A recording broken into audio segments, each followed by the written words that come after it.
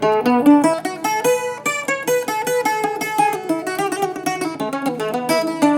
it's Siraz Islam again, and today I am joined by Salahuddin and Soka. Shoka. Her other name is Kohinoor. I think we've referred to her as Kohinoor previously in this podcast. She's also called Shoka. And how are you two related? A husband and wife. And how many kids do you have? We've got 2 kids. So now we're joined by them. We'll have a brief conversation about Salahuddin's life in the Rohingya camps and in Bradford and how he's made Bradford a home. Tell me a little bit about your life. What are you doing right now? How is life? Okay, so I'm a driving examiner. Like I said, I came here as a refugee under the United Nations Gateway Protections Program. I was born in the refugee camp in Bangladesh, which is the largest Rohingya refugee camp in the world. And now you have 2 kids. Yeah, and I've got 2 girls, and they're 7 and 6. Were they both born here? Yeah, they're both born here. In Bradford? In Bradford, yeah. Yeah. So, how long have you been in Bradford? So I've been here for nearly 15 years. 15 years. So I was 14 when I came to the UK. So yeah, quite a long time. Yeah. So it's half of the life is in Bradford, yeah. Yeah.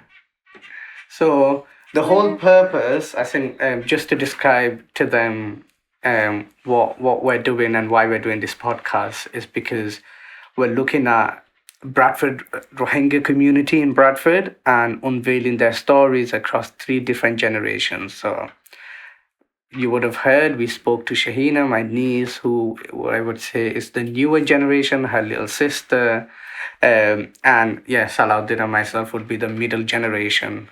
But yeah, just very briefly, can you tell me about what you remember? What's the memory that sticks out to you before coming to the UK? Like I said, when I was born in the refugee camp in Bangladesh, and we didn't have any opportunities to go to school, or we didn't have any proper medications or healthcare. But when I came to the UK, my life really changed. So because we have so many opportunities in the UK, in the camp, we didn't have these kind of opportunities. So the one memories that I remember in the camp is my friends. So when we were little, we used to go out and play football with the plastic. We used to make football with plastics and play football with our friends. But I missed my friends there. So that's one of the memories that I remember. Are you still in touch with your friends? Yes, I am. Yeah, most of them are in different countries because they already settled in Canada, Australia, and New Zealand. How is it having your childhood friends spread across so many countries? Yeah, it's a bit. Yeah, it's heartbreaking, isn't it? Because when you see your friends in different places, I do miss them a lot. Yeah. Yeah. Have you visited any of them? I haven't, no, but actually I visited the camp in 2017 and 2021. So I did see some of my friends, which was nice. And I did play football again. And so that was nice to see them back again in 2021. Because we're looking at what identity is and how we feel. And this is a question that I've been asking everyone. What does being Rohingya mean to you? That's a really interesting question. But I don't know how to answer the question, but I'll try my best to answer the way, obviously. So Rohingya, like I said, when I was born in the refugee camp, we were all called Rohingya, and we didn't mean what that meant. But because we were called stateless by the Bangladeshi authorities and other people, and because we don't have a home, and every people used to like hate us. So Rohingya for me is my identity. Obviously, it's my name because everybody knows me by Rohingya, and because we are stateless and we've been deprived by the educations and the Burmese government. They took our citizenship in 1982. That made us stateless. Are you proud to be Rohingya? I am proud to be a Rohingya. Okay. So am I, and I think so. Yeah, every other Rohingya, given our culture. So now, just looking at more tradition, language, and customs. Are there any traditions or languages or any customs that you have that you still practice in Bradford? And are there anything you want to pass on to your children? Yeah, especially is the language, because language, and we have some traditional food as well that we have at home. Even the children love to enjoy having the food as well. Yeah, we call it duruskura, which is like it's a fried chicken, isn't it? So you basically boil it first. So basically you boil it first with all the spices, and then you take it out and then you fry it. Yeah. Until it's golden brown, and then you serve it with like chili flakes and sticky rice. So that's our traditional food, especially if your son-in-laws are coming to your house. That gets served every time. That is a tradition to serve that dish. Yeah. Also, the clothing wise, we wear a lungi, so we still wear in Bradford as well. Yeah, we are wearing it right now. But we don't go out wearing it. It's too cold for that. But we love wearing it at home, and obviously, so our children can see us speaking in our language. Especially my children, they love speaking with my mom in our Rohingya language, and they're doing quite well, to be honest with you. Yeah, they know a lot of words. Yeah. Yeah. And what about you? Do you feel like there's any customs or languages or traditions you want to pass on, and how do you practice these traditions in Bradford? So one of the things that I do that my mother-in-law taught me is like every time, so I've got a lot of brother-in-laws, so every time I invite them, I make that traditional dish. Like for me, it's a custom, like I have to make it. So that's one of the tradition that I would pass it on to my children as well. So one thing we need to understand is where the Rohingya came from. So the Rohingya itself mean the Arabic word called Rahim, which is a merciful. So when you call it Rohingya, it's a group of merciful people. So we have a traditions like if any guest or anybody come to our house, we look after them, don't we? Yeah. So make sure that they don't go like empty stomach. Without eating anything. Yeah. Another thing I would like to teach my children is like if anyone comes in the house, like don't let them leave without food. Obviously, the language, the Rohingya name is very important for us because we are a small minority in the world, and we need to keep the name as a Rohingya in our culture and traditions so that we keep ourselves alive. Are there any clothing for you? Because he mentioned lungi. What about for you? Yeah, it's like the one that we wear is similar to lungi. It's like a piece of fabric, and then we have a top as well. So you just two-piece clothing, and then I would like my children to. I think I've made two dresses for them, dresses for them, Rohingya traditional dresses for them, and then I would like them to carry on wearing them in like Culture Day or whenever we have like family gathering. Do you wear that? Yeah, I wear that. Do you wear it often? No, I don't wear it often, but like every time we'd have like a family gathering or ladies gathering, like we would all plan to wear it together. We'll wear the same colour. So when you say ladies gathering, do you mean with other Rohingya women? Yeah, other Rohingya women. And do they wear it? Yeah, they love to wear it. How does that feel? I think because you don't see it as often, like when you go out. It feels amazing. I feel like we're dressed up and we're doing something special, and then it makes me proud that all the Rohingya in Bradford still remember our culture. So it makes me feel great, to be honest. Yeah, and is that important? I think it's really important, to carry on the culture. Okay, are these dresses colourful? They're very colourful, they're very bright. They're very bright, yeah. We normally import them from Bangladesh, so if anyone visit Bangladesh or Malaysia or somewhere like Thailand, like we'll tell them, oh, can you get this for us as a gift? Yeah. Okay, just on that, because you mentioned staying connected, how do you stay connected to your Rohingya roots in Bradford? Because I imagine there's so many cultures and diversity in Bradford, and then it's also the UK, and there's so few of you guys. Even though Bradford is the largest Rohingya community in all of Europe, we're only still about 300, 350 people. Yeah, around that much. Yeah. So obviously we do have a friendship group or a community that we obviously meet every month, I would say, twice in every month. So we have our Rohingya traditional food there, like lurifida, duifida, which is like chapati. Yeah, We made are out of rice flour. Yeah, made of rice flour. And we have our traditional curries and duruskura, like we discussed previous topic. So yeah, it's really nice when we gather all together and obviously practice our cultural things. And also, Bradford is a what do you call it? Multicultural. Multicultural city now. And I mean, everybody's amazing in Bradford.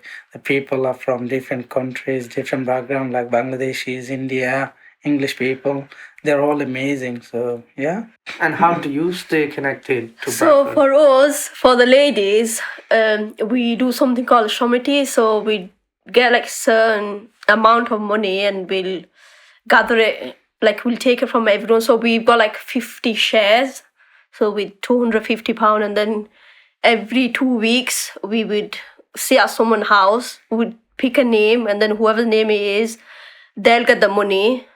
And then while doing that, like we cook different dishes, and yeah, basically we cook different dishes, and then we gather, we dance, we talk, and then pick another name, and then whoever names is, we'll go to that person's house after 2 weeks, and then in that party we'll decide, like today we'll decide like, oh, we're gonna wear this color clothes, Rohingya clothing.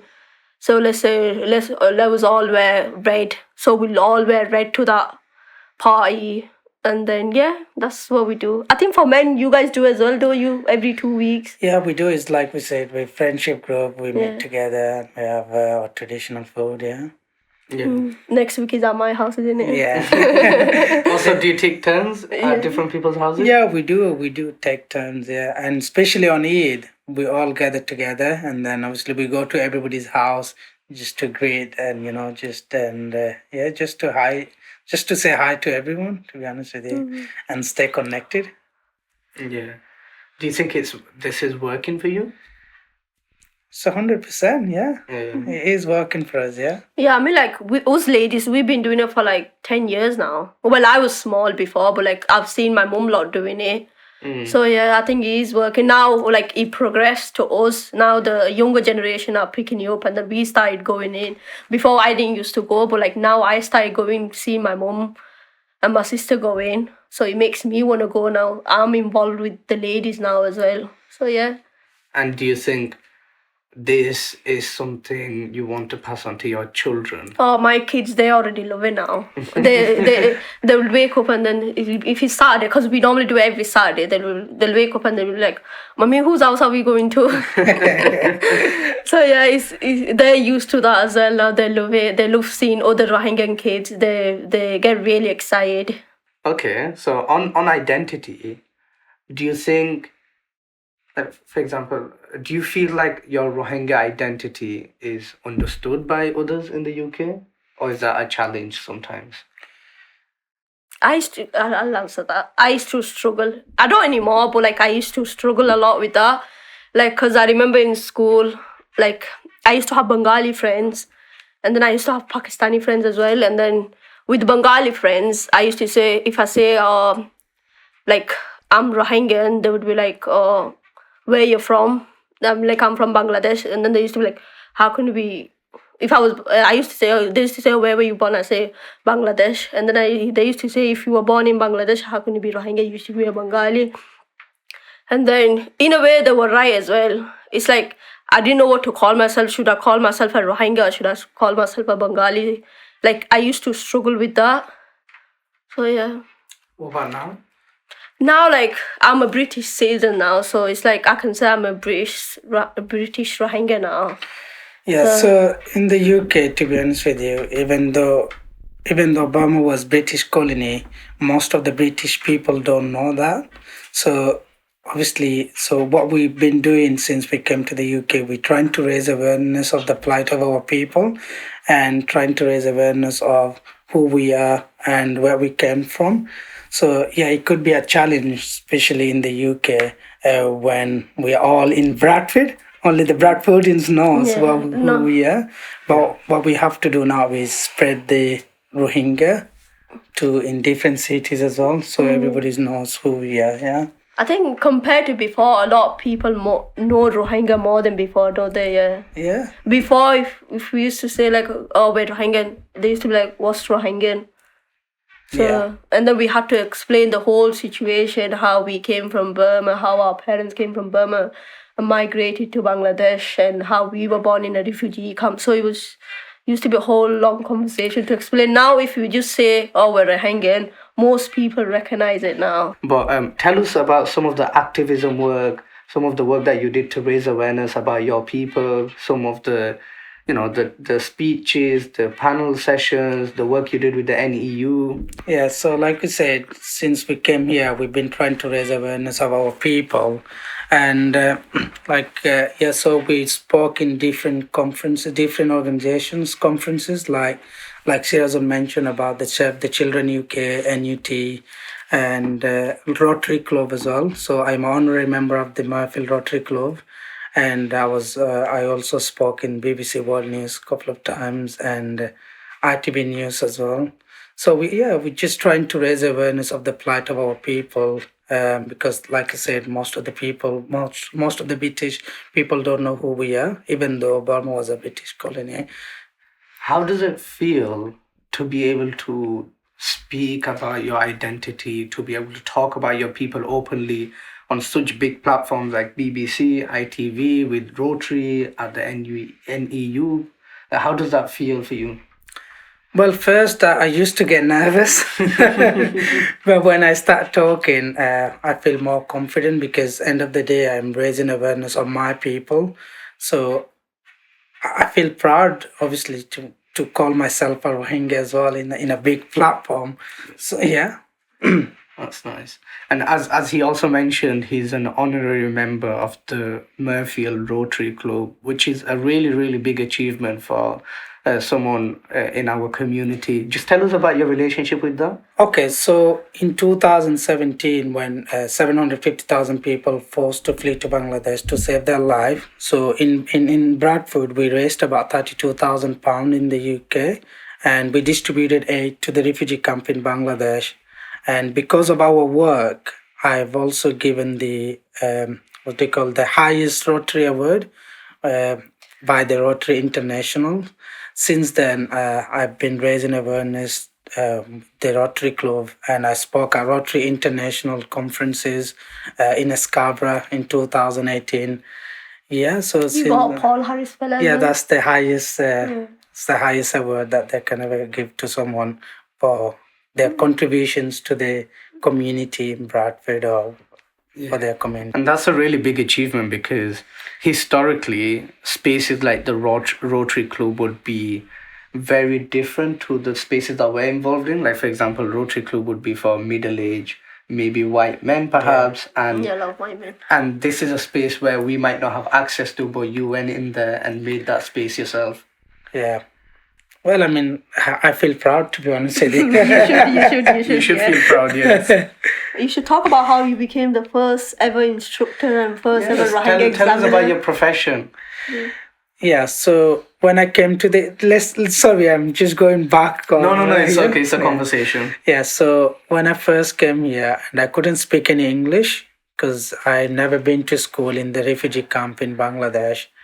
And and then I became the first driving instructor, someone who never thought to drive a car.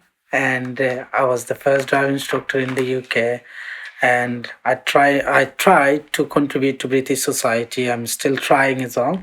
So I did that for a couple of years and trying to teach the British people and other communities as well.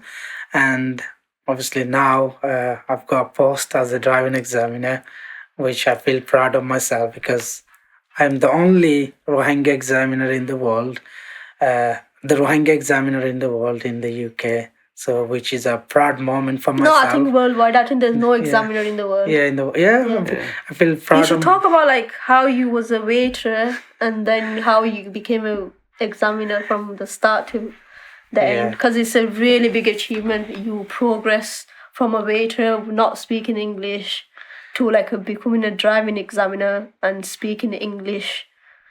Yeah, so like I said, when we went to secondary school, I couldn't speak any English.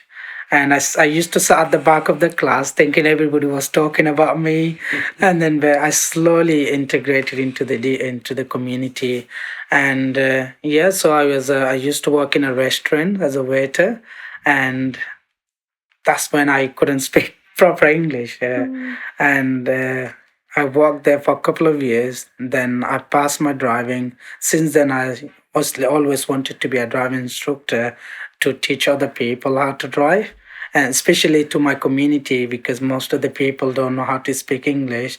So I thought I can be someone who can teach them in our language. So which I did to few peoples, and yeah, and then I saw a job advertisement on the civil service website, and then I said, you know what, I want to be the first driving examiner now. Let's apply for it. And then I got the job. So, yeah, it's very hard to get into a driving examiner job because you have to pass a lot of tests, especially the training, which was very intense. And I used to dream about it, to be honest with you. He used to talk in his sleep. That's great. I mean, on that topic about contributing to society and how much that means for you as a Rohingya, like now you live in Bradford. What do you like most about living in Bradford? What's your favorite things? My favorite thing is my family because I always go back history because when I was in the camp, I've never seen my grandparents and my father because who'd been killed by the Burmese military. And because I'm in Bradford, we are safe now, and my children are not persecuted anymore. So they have an opportunity to become who they want to be, like a doctor or engineer or whatever they want to be. And I have a beautiful family and they're not persecuted anymore. So we're not scared of anything, to be honest with you, in the UK. We have equal rights, we have freedom. And I live with my mom especially and my wife and my children, and I have a beautiful family. That's very, very nice. I think you're making me a bit emotional there. What would you say your favorite thing would be about Bradford then? Mine is it's not that deep. Mine is like, if we're talking specifically about Bradford, I'll say like food. I love food, yeah. So if we talk about camp, I don't think we've seen many food in camp. We just had the basic foods like dal, so lentils, rice, what else? Dry fish? Dry fish, and what else? Meat and chicken if you were lucky, that is. Yeah, meat if you got lucky. Chicken, my mum used to, what do you call it, raise them. Yeah. So We, like, my mum used to have So you used to have your chicken that was your pets. Yeah, we used to have Molani. We used to have a chicken called Molani. We ate that before we came here. So yeah, I would say food, like we can get, like whenever I want, I can get food anytime. I think food is a really big thing for me. Like I feel like I could not survive without good food.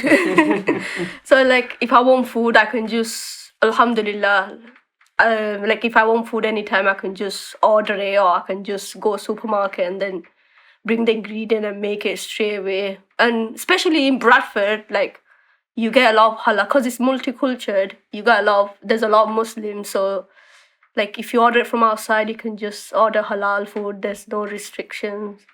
So yeah.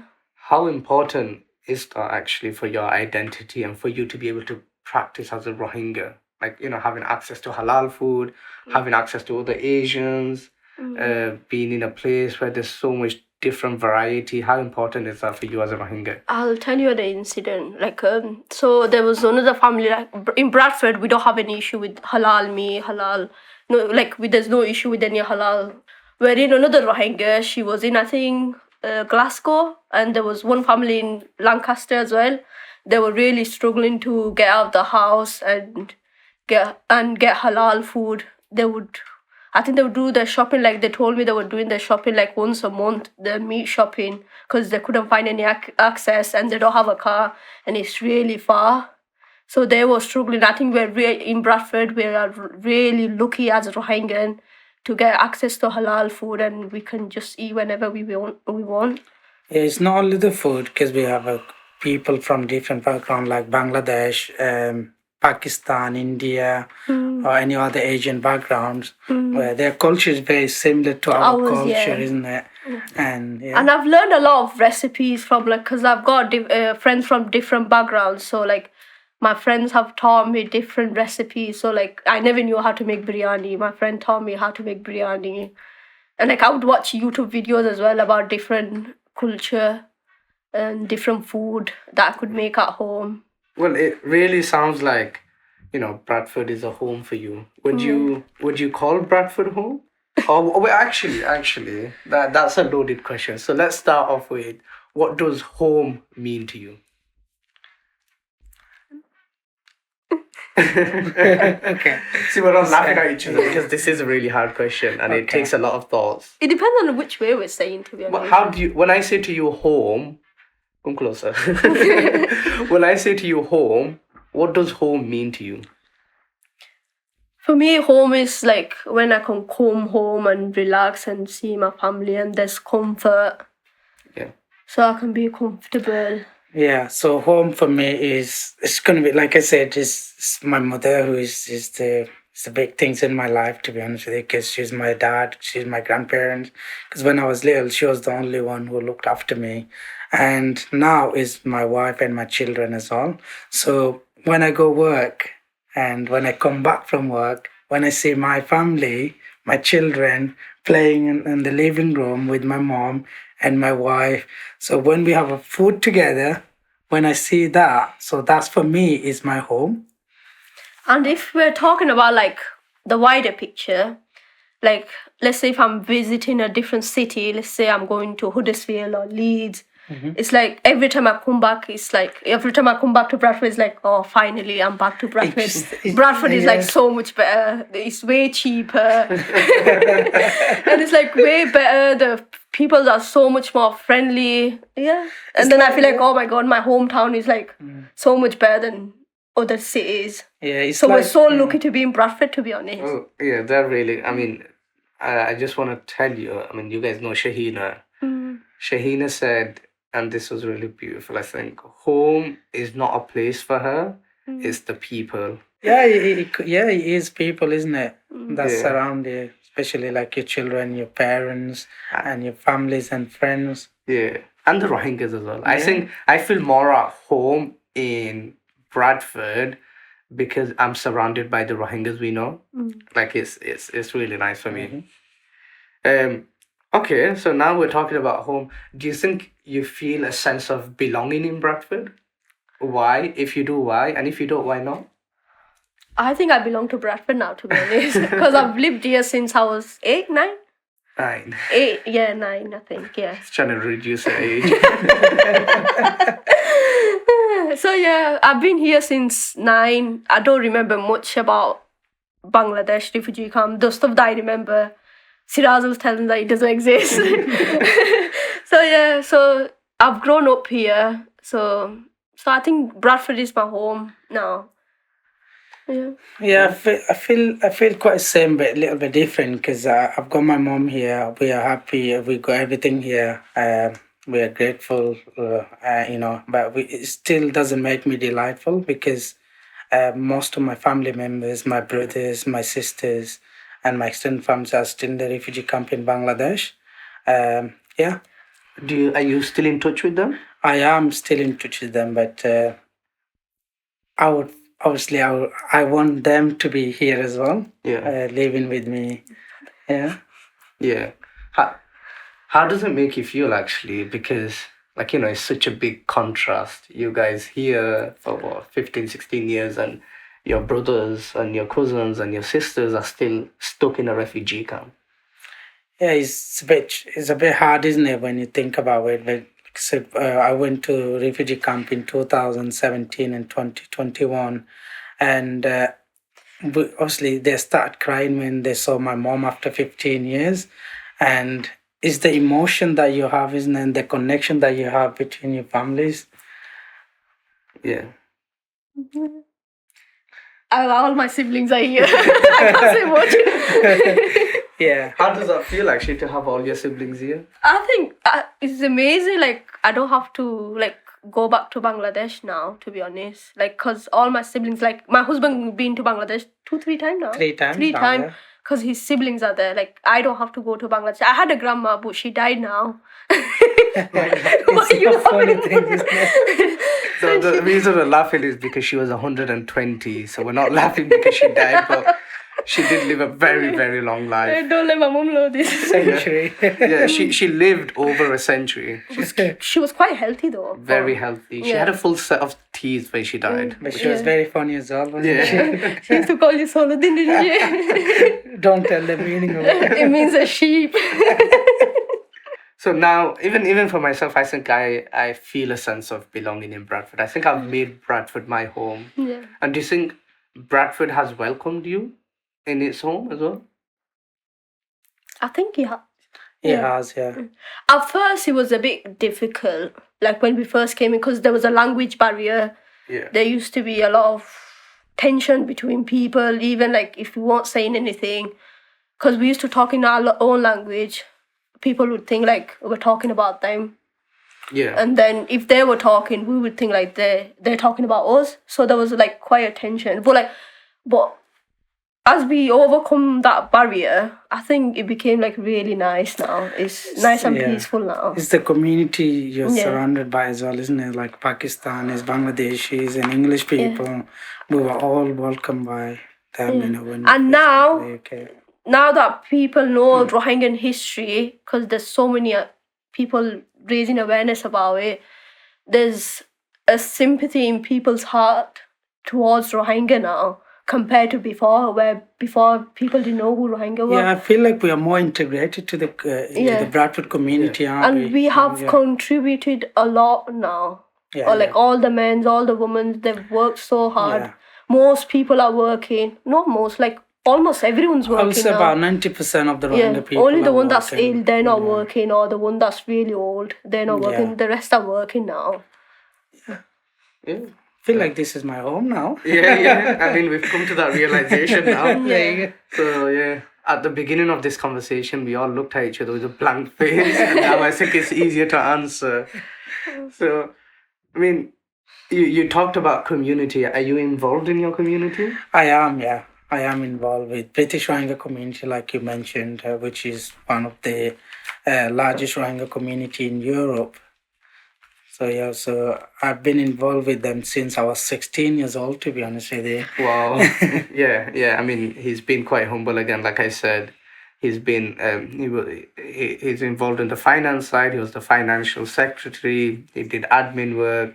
He did lots of promotion of the Rohingya community, going to different conferences, making new connections, new networks, and most importantly, helping the Rohingya community integrate into British society by providing them with, job skills, interpreting, driving instructing, providing help with life in the UK, English languages, yeah, and I can go on all day here, but yeah, it's been quite humble.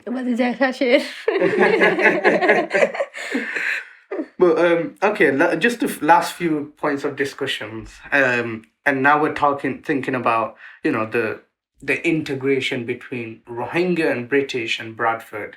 Like, do you feel more Rohingyan, or do you feel more British, or do you not feel any, or do you feel combined, mixed? Like, when I say to you, what do you feel? What would you say? I would say British Rohingya. That's cool. Yeah, I feel that too as well. I feel Yeah. like I've picked up certain British cultures, like making shepherd pie, having roast dinner. So yeah, I think I've picked up few British stuff, and I love it. Yeah.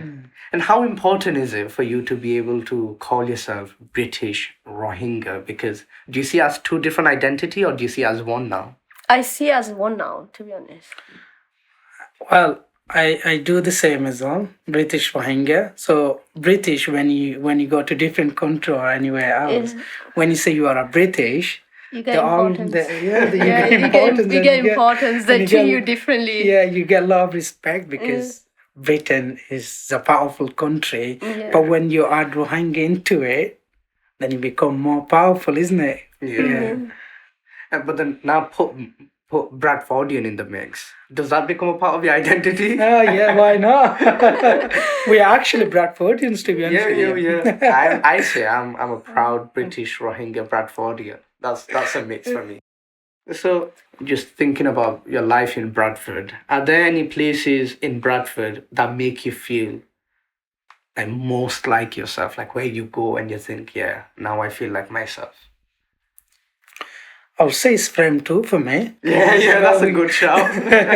Frame 2 is like where we play football on every Sunday. It's a five-side. And obviously, I do like Monday to Friday job. Yeah. And then on Sunday, this is where I can meet with my friends. Especially when I play football, it's mixed culture. Yeah. So we have people, British people, English people, and Pakistani people, Bengali people. So Yeah. which is nice to go out and play football with them. You play with other refugees as well. So like there's refugees from Somalis as well. Oh yeah, so we do have a Rohingya football team. Yeah. So we do play sometime as well. Yeah. Yeah. Tell us more about the Rohingya football team because you were an integral part of setting that up. Okay, so when we first came here in 2010, so we had a sport club called Rohingya Sporting Club. So we had a match with other Rohingyas in Ireland as well. We had a cricket match and we had a football match. And it's just to bring all the Rohingya people, the Rohingya youth and everyone together through football. Talk about the recent one that you organized, the recent football. Oh yeah, so there are also some Rohingya people from Arab countries like Dubai and Saudi Arabia and other countries. There's most of them. Some of them are in Manchester. So we had a friendly football tournament with them as well. Yeah. Guess what? We beat them. Bradford. Exactly. 11-0 or something. I think it was 12, man. Yeah. You've been too nice to them now. Yeah. 10 of those goals was scored by our family. I think the way you organized that, you guys organized that, was really good. Tell us about actually the process behind organizing. You organized What was the them. thought process? So it was just to bring all the Rohingya community together, to be honest with you, and just build a connection between ourselves. Because most of them from Arab countries, and we are born in the refugee camp, and some are born in the UK, just to bring everyone together. So it was a really challenging process when organizing this event. So it was me and three of my friends who raised the money amongst us. So we paid like 250 pounds each. And then we invited all the Rohingyas in Bradford and we hired a sport hall and we had our traditional food again with rice, biryani. We had chicken curry and lamb curry. And it was amazing. So again, we cooked in my brother's house as well. So we had a big dish. Yeah, I remember And, the men took the responsibility yeah. to cook. Yeah, The older generation. So he was very nice, to be honest with you. But again, it was a bit challenging. Yeah. But finally, we did it. So and the winning team is Bradford again. So which was nice after all the hard work.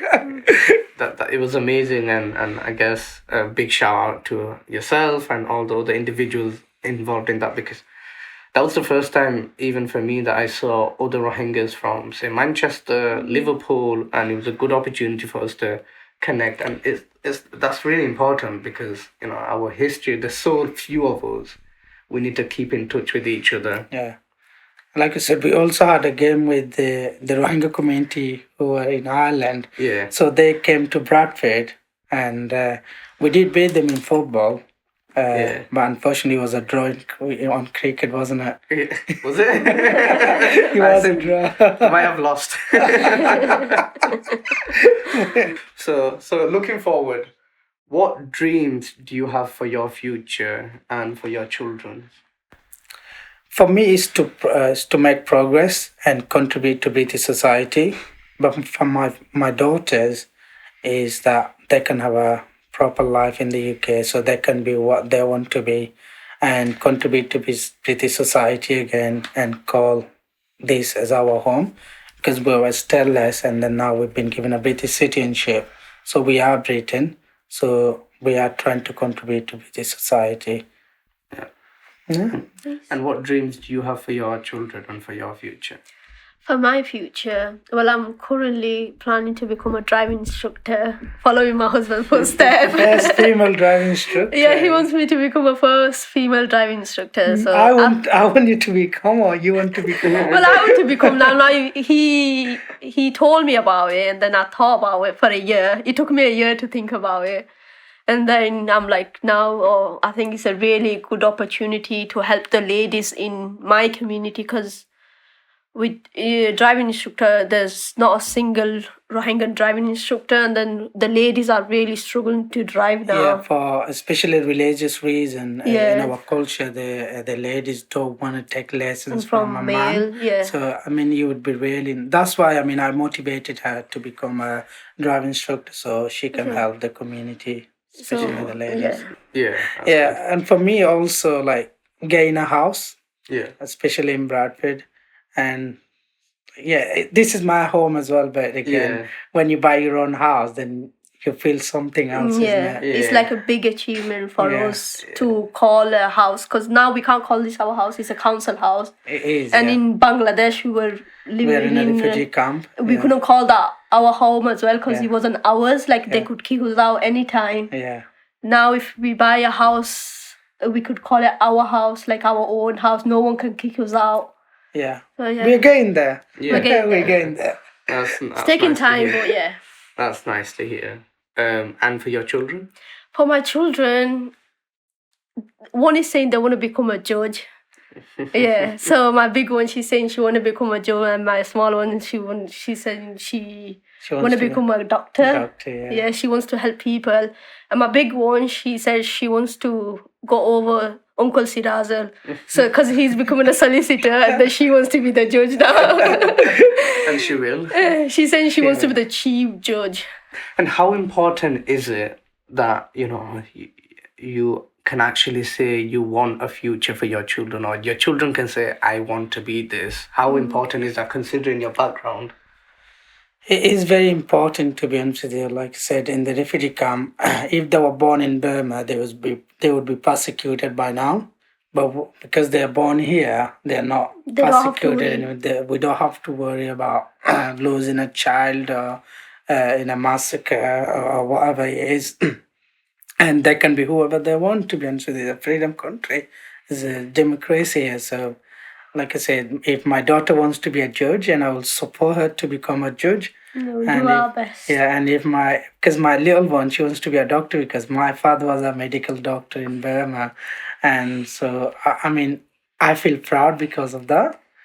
And also, like, they started having education really young, which made them think, like, oh, I can become this.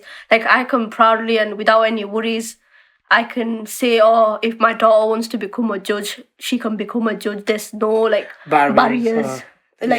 There's no barriers. Wherein if she was in camp, I don't think she would even dream of becoming a judge. I don't think she would know what a judge meant. Yeah, when I was in the camp, I never think of anything to me. So we thought like our life was like that. Here. We were in an open prison where there wasn't any proper education or medical health care.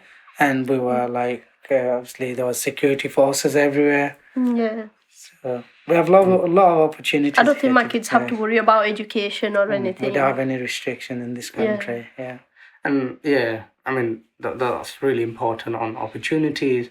But then especially considering you've got daughters, and you're in a Rohingya household, South Asian household, how important is it that your daughters are able to have these dreams? And has there been any progression from how views were, say, 15 years ago in the refugee camp to what they are now? There is a lot of progression, especially like now that I look at my mom.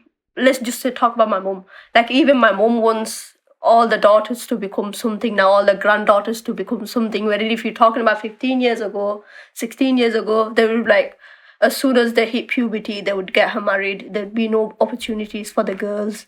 Wherein now, like, you don't have to get married now. If you want to, you don't have to.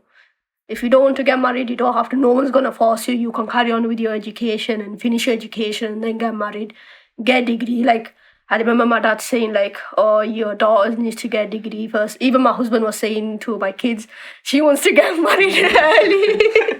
She's like, no, you have to get your degree and then get married. When you finish your masters and your PhD, then you can get married. So yeah, but if you think about like 15 years ago, a dad wouldn't say that. A dad would say, you hit puberty, you need to get married now. We're arranging your marriage. Yeah, it's one of the Asian cultural thing, isn't it? Where No, not just Asian, even like Rohingyan, Rohingyan, like the people from 15 years ago, because I think they were scared to keep their daughters for too long because there's no education, they're not doing anything. And then they're scared that something might happen to them, and then they might be involved in like bad stuff. Yeah. Bad things. So they were scared. It's not like they was forcing or they didn't have enough knowledge, wherein now they have enough knowledge. Like if you do certain thing, it'll have certain impact on their mental health. So I think there's more awareness now. I think we are proud that because we are in this country, are we? So, Yeah. So Still in Rohingya in camp, I think there's still still in certain household. Yeah. They don't have enough education, so there's still girls that get married young and they don't have a lot of opportunities. But I think since the UN, there's certain parts of the camp where the ladies are working now. Yes. So the ladies are working in medical field, which is really good. And they're doing different jobs that they're good at, like sewing, cooking, taking contracts, and working in medical field, like becoming a midwife. So yeah, there's opportunities in the people that got educated. They're progressing. Yeah. And do you think Bradford or Britain has played a role in this progression? They have, yeah. Especially, like I said, I cannot be thankful to United Kingdom and the United Nations for giving us up, for bringing us into this country and giving us this opportunity. If I was in the refugee camp, I wouldn't be even becoming a driver, to be honest with you. I wouldn't be able to go to school. I wouldn't have a life and I wouldn't have a children, to be honest with you. Yeah. So thanks to the UK and the United Nations for giving us this opportunity so my children can become what they want to be. Yeah. That's great to hear. And it's true as well, because even I've seen the progression in the way we view women, and you know that has changed. It has progressed, and it's progressed for the better as well. We have women solicitors, we have women sports people, Nurses, doctors, people doing chemistry. These are something we would have never imagined 15 years Is ago. it Jasmine, isn't it? She's the Street World Cup, Cricket Street World Cup captain as well, isn't it? For England. Yeah. So these are some great things happening in Bradford, especially for Rohingyas, and Bradford has facilitated that for us. Last couple of questions. So if someone in Bradford knew nothing about the Rohingya people, what would you want them to know about the Rohingya people? I'll say it's the name. Yeah.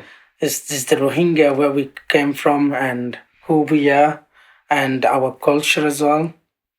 Yeah. And you? I think for Rohingya, like, if someone says, well, what is a Rohingya, like, or how is Rohingya, and I would say Rohingyas are very welcoming. No matter who is, like, we would welcome you to our house, and we would always try to help. I think it's like a Rohingyan tradition, to be honest, to help other people. Even in the meaning of our name, it's like merciful people. When you call Rohingya, it's a merciful people. Yeah. So I just want them to know how merciful we are and how friendly we are, you know? Because I think Rohingya have suffered so much. They don't want other people to suffer. So they're very welcoming, and they always try their best to meet their other people's need. They always try to help other people. Those are some good things for people to know about the Rohingyas. And now for the final message, in Rohingya or Rohingya and English, if you can, what message would you give to young Rohingyas growing up here? I'll say, can I say in my word and then we can translate into English? Rohingya. I was hoping you say in Rohingya, yeah. Yeah. Kisulla nodurayo. You You take in mind? That's all I'm thinking.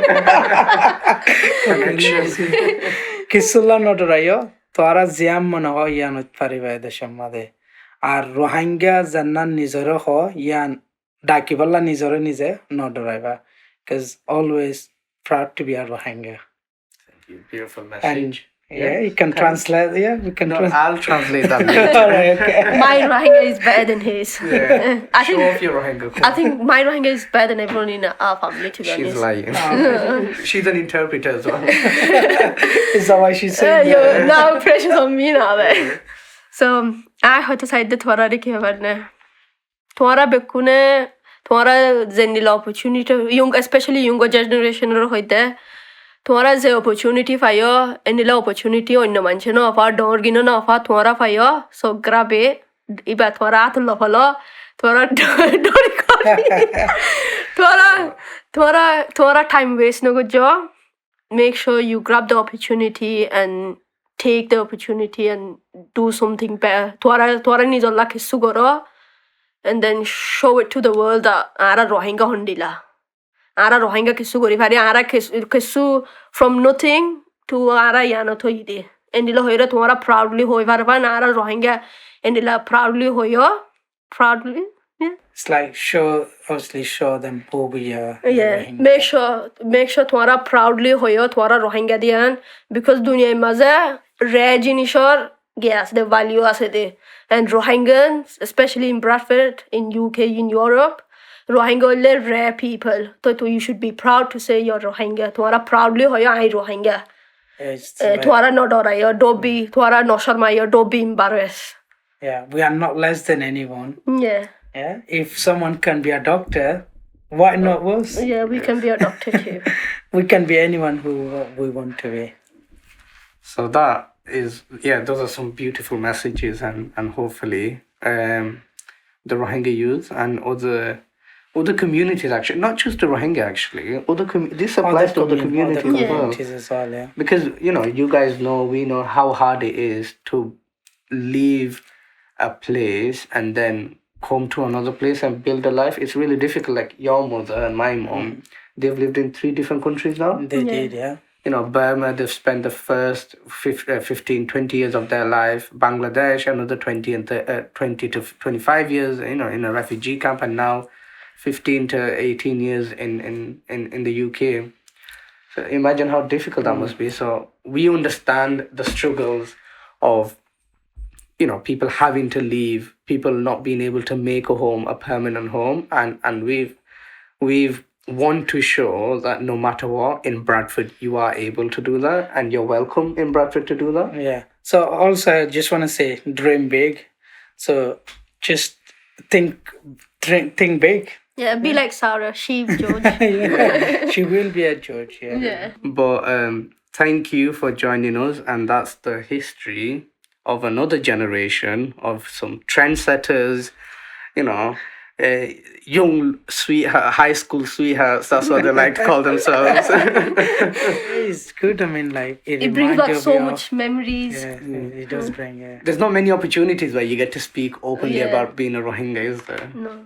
Actually, this shows the importance of being able to say out loud, I am Rohingya. We are Rohingya.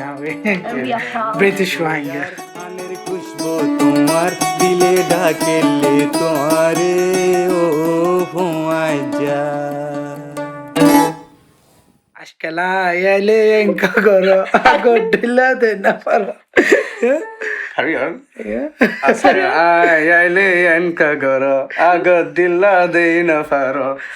to buzir biagin managule anu ashum honodin.